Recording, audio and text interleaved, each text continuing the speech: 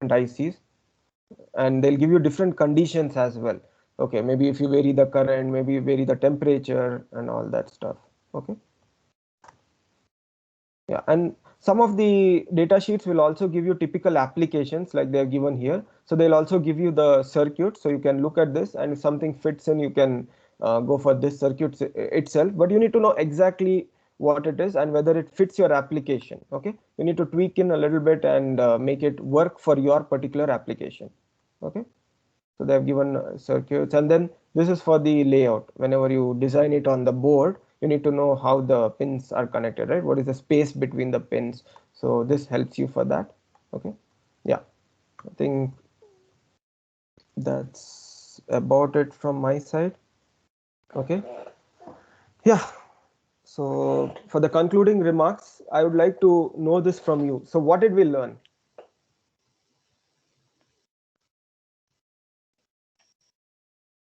Quickly, can somebody sum up?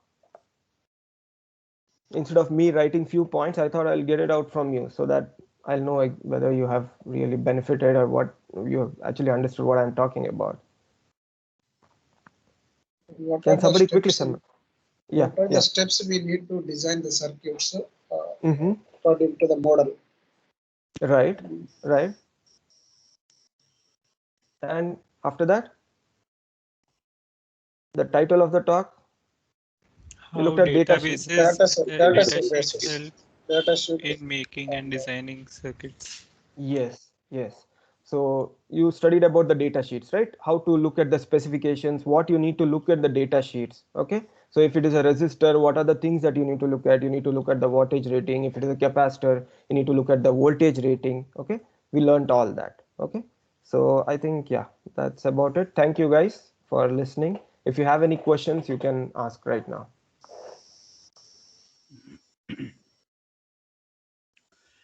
Okay, students, questions?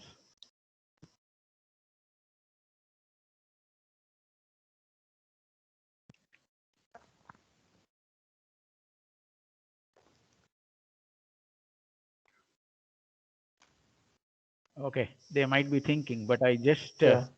ask some of my doubts.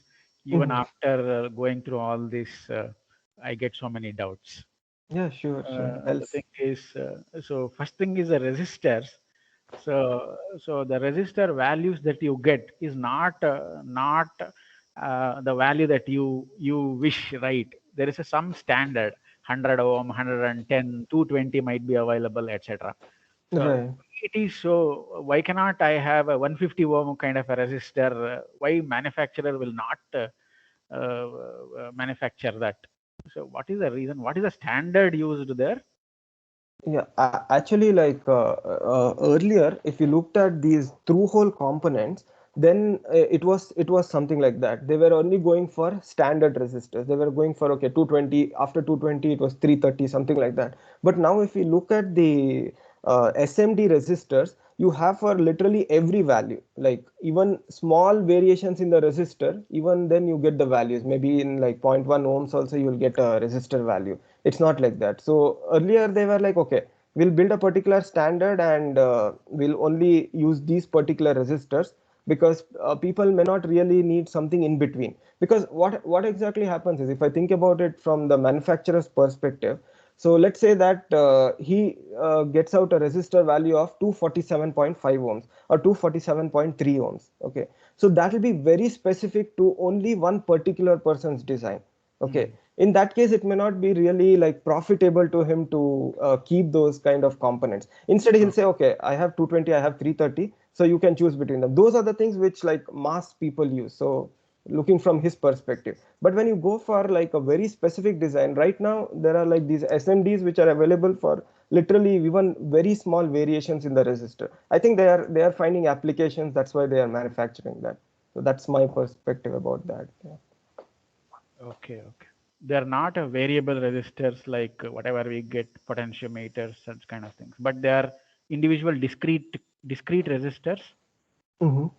Yeah, yeah, there are discrete resistors available for like smaller variations. That's what I said. But you can Okay. also go for variable resistors. But the problem with variable resistors is the imprint will increase, like the size of that is going to increase. So if you have a, like say, a size constraint, then you may not be really able to use the variable resistor in that case. But if you are not worried about that, if it's just for like checking the circuit or like just for a hobby sake, then it's all fine to go for a variable resistor and get the exact value, maybe like 223.9. So we can even get that. So something like that. Okay. Yeah.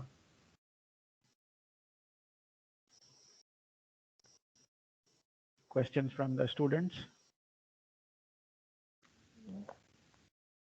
I hope they work on the activity. I know it's going to be a little hard right now. Maybe you can take 2 weeks and try to like get some details. Like if you're not able to do everything, even like some of the components in that, if you can get the specifications of that, go to the data sheet, then it'll actually be a very good thing. So I would consider that the talk had some kind of an impact. If you go back and look at the specifications, and if that interests you to look and enjoy circuit design, that's what I would like to say at the end. Okay. Still, I have so many questions. If I can ask you. Yeah, sure, Professor. Yeah. Okay. In the okay, is the resistors are always the protective what I can say. So for some, okay, if there is a huge current or a current, we say you connect a resistor and so that the voltage drops across the resistor. That means resistor is always a kind of a protective element. Yeah. Okay. So yeah, that's a good question. So let me try to answer from my perspective. Okay. So basically, why do we need a resistor in any circuit? The resistor is actually used as a current limiting element. Okay. So it's going to limit the current. It's going to give an opposition to the flow of current. That's how the resistor is. So like if you look at a circuit, let's say that in this particular case itself, okay, I have a 5 volt which goes to this LED, and the LED is rated at like 2 volts. Okay, so I need somebody else to actually take that extra load. I need somebody else to drop that current, because if I give 5 volts to the LED, the current is going to be huge. Okay, so this is going to help me take that extra load and drop the current. So it's basically like used to limit the current. Okay, but it's also a dissipative component. Okay, so if we look at, let's say, in power electronics, like what happens is we basically want efficient circuits. We do not want our circuits to dissipate a lot of power. In that case, we reduce the use of resistors, because the moment we use resistors, it's going to have a dissipation, and that is a waste. Like it's going to be in the form of heat, which is going to reduce our efficiency, the system efficiency. So if you look at power electronics, we are going to more or less look at like inductors and capacitors, and even the inductors having a small value of the series resistors. But if you look at like general circuits where we want to limit the current, we are going to look at the resistors, because the current that flows through these resistors in this case is so small that the power dissipation is like really negligible. Like we looked at in this case, 10 milliampere is the current flowing through it. So 10 milliampere into like say 3 volts also dropping across it is going to be like 0.03, 30 milliwatts, which is very small. But in power applications, even a 1 watt can make a big difference with respect to the efficiency of the circuit. That's what we are interested in, that domain there. I hope it answers the question. Yeah. Okay. Yeah. You can ask as many questions, sir. Yeah. Okay. If I don't know, someone in the students questions, will answer. if the students have questions, I'll give it to you. Otherwise, I have 2 more questions. Yeah, sure. Yeah, please go ahead. Students, I'll give it to students so that let them ask questions. Yeah, sure.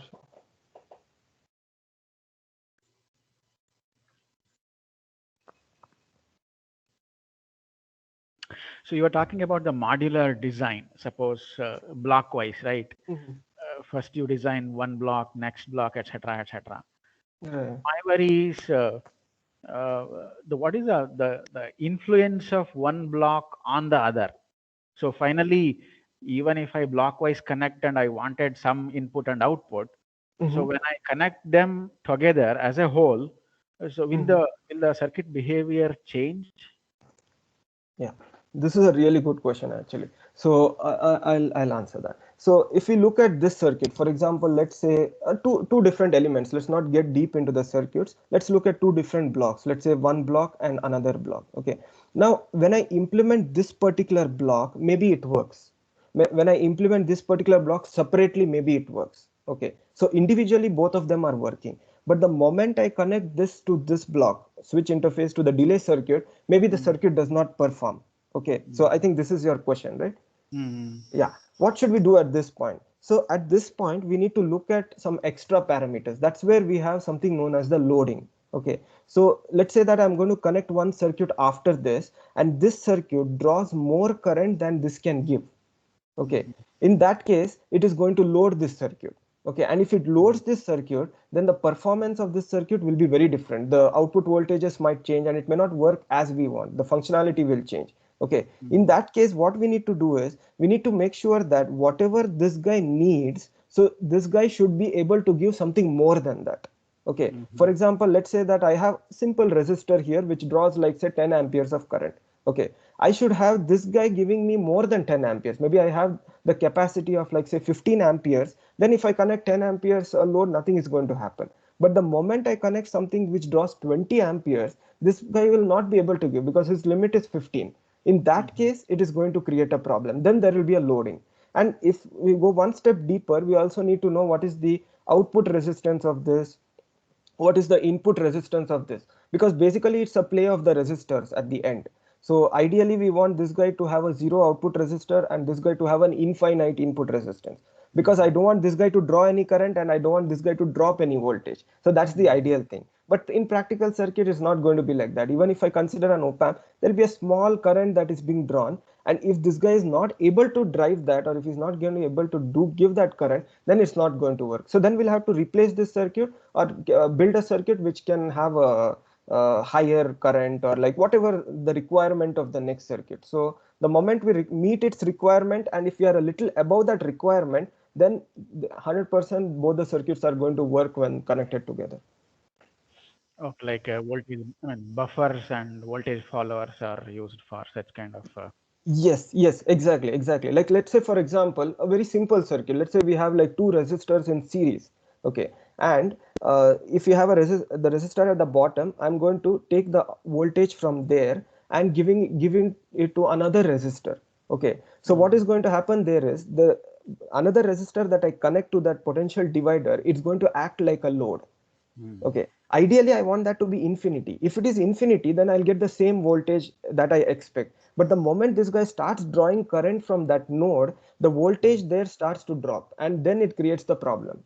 So that's why we connect a voltage buffer, as you said. Like if you put a voltage buffer in between, what is going to happen is it's going to give like an infinite input resistance. So whatever my circuit is going to look at is like infinity or a very high resistance. So it's going to work as I want. And at the output side, the buffer is going to give a very low impedance so that the next circuit is going to get entire voltage what is given by the voltage divider in this case. Something like that. Yeah. Okay. Yeah. These are very interesting things actually about the circuit. This is where all the design and the debugging finally will boil down to. Yeah. Yeah. Any other question?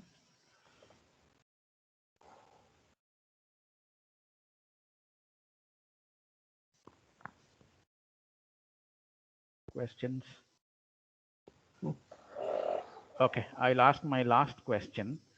I was just wondering, you showed some PCB layouts or something, the electronic drawings, okay? But what I was thinking is our students, they have in the first year something called engineering drawing or something, where it is more probably from the mechanical engineering perspective it is written. Somewhere just I was thinking that why can't we have an electronic drawing like? Because when designing these circuits, so we have to be aware of the physical area, etc. things now. So somewhere it struck me that we need to have some kind of a electronic drawing or kind of a awareness to the students. Like. Yeah, that, yeah. Okay, that's actually a very good idea. That actually ends up in PCB design, the printed circuit design. So after this stage, this is just a schematic right now. So after this stage, we are actually going to build a PCB. So when we go for a PCB, we need to be very careful about the space constraints. Like for example, if I look at this particular IC, I need to know its imprint. I need to know how much space that it's going to take. I need to know the hole size and every kind of parameter. So I think if we have something like a PCB laboratory or something where they can do these electronic designs and implementations, that might be like really helpful. In that case, what will happen is when they go back to the like second year, third year, they'll be like very comfortable in implementing any circuits because they also know how to use a breadboard in their regular laboratories, maybe the analog digital lab, and they are so confident to implement it on a PCB. That's actually an interesting way to go. Yeah. So PCB design lab, maybe. Yes.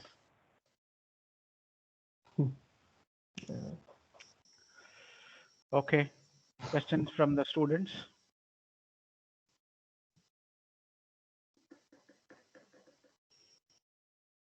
Okay, I think I believe students can ask more questions probably after the next semester because their actual hardware kind of electronic course will happen probably in the next semester. So they'll get really the joy of electronics probably the next semester. Yeah. So, Right now they only learn it. Next year yes, they'll yes. actually So, get it. yeah. So probably at that time they ask more questions, I believe. So Yeah. Basti, if you can give some talks during that semester also, that will be wonderful and great. So I book you for that kind of Okay. already. Yeah, definitely. Yeah, we can have that talk, and like we talked earlier, we can also have like the implementation of the circuit on the softwares. Like for example, the LT Spice and all that. So whatever circuits that they learn in theory, they can come back and implement that in the simulations, play around with that, and try to get a feel of how things vary. Maybe vary the voltage, because every time you can't go to the lab and change the voltage and see what happens to the output voltage of the capacitor, but you can play around that with that in the softwares. So maybe that would be interesting, and having that integration with the data sheets, then I can, when they come to that stage, I can actually increase the content of this talk too. Like I can talk more in details about the circuits. Like here I have stopped at like the block diagram phase, but then I can go deeper into this and I can talk more about the design, which they're going to appreciate more at that point. So that'll be really interesting. Yeah, I'll be looking forward to it. So let's see how Sure, things sure. go at that We point. Yeah, can schedule some talks on that in the sure, coming yeah, months or so. yeah, sure. Okay. Any other question from the students? If you want to give any comments, also you're welcome to. So, Yeah. so feel free to.